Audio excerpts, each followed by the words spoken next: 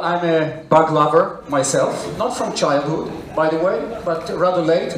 When I majoring in zoology in Tel Aviv University, I kind of fell in love with bugs. And then within zoology, I took the course or the discipline of entomology, the science of insects.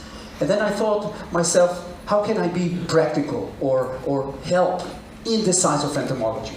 And then I moved to the world of plant protection. Plant protection from insects, from bed bugs.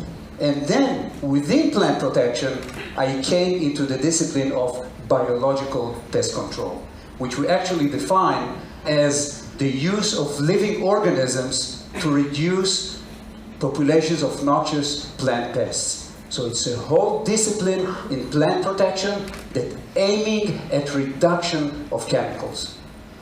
And biological pest control, by the way, or these good bugs that we are talking about, they exist in the world for thousands and thousands of years. For a long, long time. But only in the last 120 years, people started, or people knew more and more how to exploit or how to use this biological control phenomenon, or in fact, natural control phenomenon, to their own needs. Because biological control phenomena, you can see it in your backyard. Just take a magnifying glass. You see what I have here? That's a magnifier. Times 10. Yeah? Times 10. You just open it, you just twist leaves, and you see a whole new world of minute insects or little spiders of 1 millimeter, 1.5, 2 millimeters long, and you can distinguish between the good ones and the bad ones. So this phenomenon of natural control exists literally everywhere. Here in front of this building, I'm sure. Just have a look at the plants. So it's everywhere, and we need to know how to exploit it. Well, let us go just hand by hand and browse through just a few examples. What is a pest? What damage it actually inflicts on the plant? And what is the natural enemy, the biological control agent, or the good bug that we are talking about? In general, I'm going to talk about insects and spiders, or mites, let us call them. Insects, those 6-legged organisms, and spider or mites, the 8-legged organisms. Let's have a look at that. Here is a pest, devastating pest, a spider mite, because it has a lot of webbing, like a spider. You see the mother in between, and 2 daughters probably on the left and right, and a single egg on the right-hand side. And then you see what kind of damage it can inflict. On your right-hand side, you can see a cucumber leaf, and in the middle, cotton leaf, and on the left, a tomato leaf with these little stippling. They can literally turn from green to white because of the sucking, piercing mouth parts of those spiders. But here comes nature that provides us with a good spider. This is a predatory mite, just as small as the spider mite, by the way. 1 millimeter, 2 millimeter long, not more than that. Running quickly, hunting, chasing the spider mites. And here you can see this lady in action. On your left-hand side, just pierces, sucks the body fluids on the left-hand side of the pest mite, and after 5 minutes, this is what you see. Just typical dead corpse, shriveled, sucked out dead corpse of the spider mite, and next to it, 2 satiated individuals of predatory mice, a mother on the left-hand side, a young nymph on the right-hand side. By the way, a meal for them for 24 hours are about 5 individuals of the spider mites, of the bad mites, and or 15 to 20 eggs of the pest mites. By the way, they are hungry, always. And there is another example, aphids. By the way, it's springtime now in Israel. When temperature rises sharply, you can see those bad ones, those aphids, all over the plants, in your hibiscus, in your lantana, on the young, fresh foliage of the spring flush, so-called. By the way, with aphids, you have only females, like Amazons. Females giving rise to females, giving rise to other females. No males at all. Parthenogenesis, what's so-called. And they are very happy with that, apparently. And here you can see the damage. Those aphids secrete some sticky, sugary liquid called honeydew. And this just clogs the upper parts of the plant. Here you see a typical cucumber leaf that turned actually from green to black because of a black fungus, sooty mold, which is covering it. And here comes the salvation through this parasitic wasp. Here we are not talking about a predator, here we are talking about a parasite. Not a two-legged parasite, but an eight-legged parasite, of course. Yeah? This is a parasitic wasp, again, 2 meters long, slender, a very quick and sharp flyer. And here you can see this parasite in action, like in an acrobatic maneuver. She stands vis-a-vis in front of the victim on the right-hand side, bending its abdomen and inserting a single egg into the body fluids of the aphid. By the way, the aphid tries to escape. She kicks and bites and secretes different liquids, but nothing will happen. In fact, only the egg of the parasitoid will be inserted into the body fluids of the aphid, and after a few days, depends upon temperature, the egg will hatch, and the larva of this parasite will eat the aphid from the inside. And this is all natural. This is all natural. This is not fiction, nothing at all. Again, in your backyard. In your backyard. Absolutely. And this is the end result. This is the end result. Mummies. M-U-M-M-Y.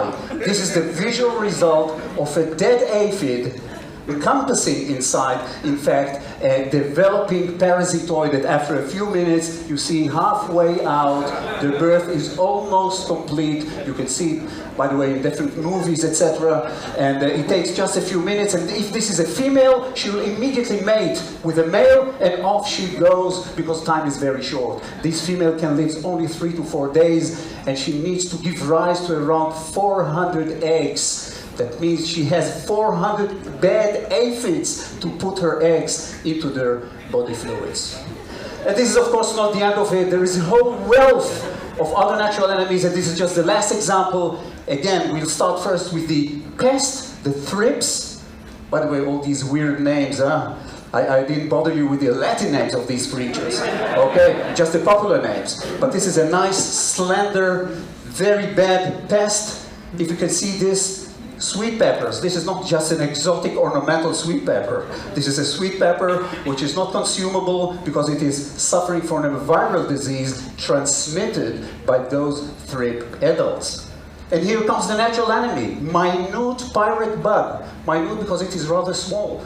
Yeah? Here you can see the adult, black, and 2 young ones. And again, in action, this adult pierces the thrips, sucking it within just several minutes, just going to the other prey, continuing all over the place. And if we spread those minute pirate bugs, the good ones, for example, in a sweet pepper plot, they go to the flowers and look, this flower is flooded with predatory bugs, with the good ones, after wiping out the bad ones, the thrips. So this is a very positive situation, by the way. No harm to the developing fruit, no harm to the fruit set, everything is just fine under these circumstances. But again, the question is, here you saw them on a one-to-one basis, the pest, the natural enemy. What we do is actually this. In the northeast Israel, in Kibbutz Eliyahu, there is a facility that mass produces those natural enemies. In other words, what we do there, we amplify the natural control or the biological control phenomenon. And in 30,000 square meters of state-of-the-art greenhouses, there we are mass producing those predatory mites, those minute pirate bugs, those parasitic wasps, etc., etc. Many different parts. By the way, they have a very nice landscape. You see the Jordanian mountains on one hand, and the Jordan Valley on the other hand, and a good, mild winter, and a nice, hot summer, which is an excellent condition to mass produce those creatures. And by the way, mass production, it is not genetic manipulation. There are no GMOs, genetically modified organisms whatsoever. We take them from nature, and the only thing that we do, we give them the optimal conditions under the greenhouses or in the climate rooms in order to proliferate, multiply, and reproduce. And that's what we get, in fact. You see under a microscope. You see on the upper left corner, you see a single predatory mite, and this is a whole bunch of predatory mites. You see in this sample, you see this one. I have 1 gram of those predatory mites. 1 gram, 80,000 individuals. 80,000 individuals are good enough to control 1 acre, 4,000 square meters of a strawberry plot against spider mites for the whole season of almost 1 year. And we can produce from this, believe you me, several dozens of kilograms on an annual basis. So this is what I call amplification of the phenomenon. And no, we do not disrupt the balance. On the contrary, because we bring it to agricultural plot where the balance was already disrupted by the chemicals. Here we come with those natural enemies in order to reverse a little bit the wheel and to bring more natural balance to the agricultural plot by reducing those chemicals. That's the whole idea. And what is the impact? In this table you can actually see what is an impact of a successful biological control by good bugs. For example, in Israel, where we employ more than 1,000 hectares, 10,000 dunams in Israeli terms of biological pest control in sweet pepper under protection, 75% of the pesticides were actually reduced. And in the Israeli strawberries, even more, 80% of the pesticide, especially those aimed against pest mites in strawberries. So the impact is very strong. And there goes the question, especially if you ask growers, agriculturists, why biological control? Why good bugs? By the way, the number of answers you get equals to the number of people you ask. But if we go, for example, to this place, southeast Israel, the Arava Valley, along the Great Rift Valley, where the really top-notch, the pearl of the Israeli agriculture is located, especially under greenhouse conditions or under screenhouse conditions. If you drive all the way to Eilat, you see this, just in the middle of the desert. And if you zoom in, you can definitely watch this. Grandparents with their grandchildren distribute the natural enemies, the good bugs, instead of wearing special clothes and gas masks and apply chemicals. So safety with respect to the application, this is number one answer that we get from growers, why biological control? Number two, many growers are in fact petrified from the idea of resistance, that the pests will become resistant to the chemicals. Just in our case, that bacteria become resistant to antibiotics. It's the same, and it can happen very quickly. Fortunately, in the biological control or in the natural control, resistance is extremely rare. It hardly happens, because this is evolution. This is the natural issue. Unlike resistance, which happens in the case of chemicals. And thirdly, public demand. Public demand, the more the public demands reduction of chemicals, more growers become aware of the fact they should, wherever they can and wherever possible, replace the chemical control with biological control. Even here, there is another grower, you see, very interested in the bugs, the bad ones and the good ones, wearing this magnifier already on her head, just walking safely in her crop. Finally, I want to get to my vision, or in fact to my dream. Because you see, this is the reality. Have a look at the gap. If we take the overall turnover of the biocontrol industry worldwide, is $250 million. And look at the overall pesticide industry in all the crops throughout the world. I think it's times 100 or something like that, 25 billion. So there's a huge gap to bridge. So actually, how can we do it? How can we bridge, or let's say narrow this gap in the course of the years? First of all, we need to find more robust, good and reliable biological solutions. More good bugs that we can either mass produce or actually conserve in the field.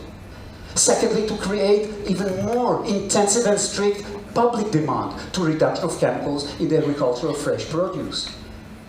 And thirdly, also to increase awareness by the growers to the potential of this industry. And this gap really narrows, step by step, it does narrow. So I think my last slide is, all we are saying, we can actually sing it, give nature a chance. So I'm saying it on behalf of all the biocontrol practitioners and implementers. In Israel, and abroad. Really give nature a chance. Thank you.